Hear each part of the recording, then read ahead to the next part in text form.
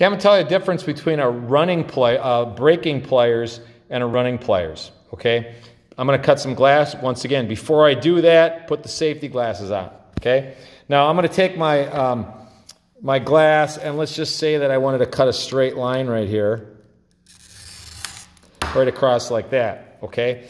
Now, you can break it on the edge of the table, but I always recommend, once again, tapping it underneath. Okay? Now, we have something called a running pliers. A running pliers has a line on it like this. And what that does is it breaks it along a line. It bends the glass right like this. So I line up this, and I'm going to squeeze it. And I'll show you how it works. If you look at the end of it, this is bent right here. There's a bend right here, so it bends the glass. Here is another running pliers. This also has a line right there. And if you look at the end of it is bent. See how it's bent? Okay, that's different than a breaking pliers. The end of a breaking pliers is flat. That's the difference. Big difference. That's really important. Because if you were trying to nip off the edge of glass, you'd use your breaking pliers. You would not use your running pliers because it would break the glass all the way across. So this is how running pliers works. I just put it on the glass like this. I make sure that that line is parallel with the line I broke, and I just squeeze, and watch what happens.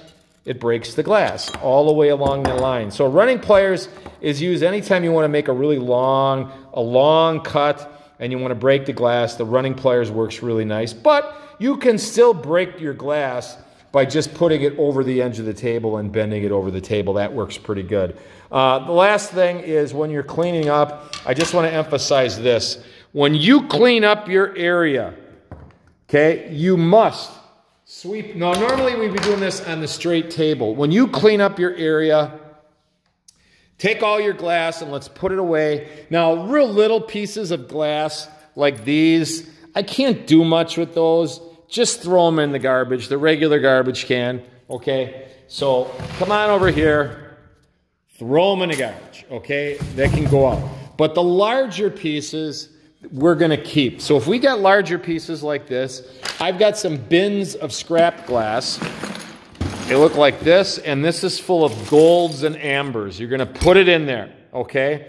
And you'll see little pieces in here like this too. If you see those, you can throw those away. Now, we're going to be using that glass for different projects because a lot of times we have leftover glass and we want to use that. Now, last thing, super important, cleaning up. So I'd want to get my big pieces of glass out of here, okay? And then when you clean the table, it's really important that you sweep the table off, okay? And you don't just sweep the area you're working. Sweep the whole table.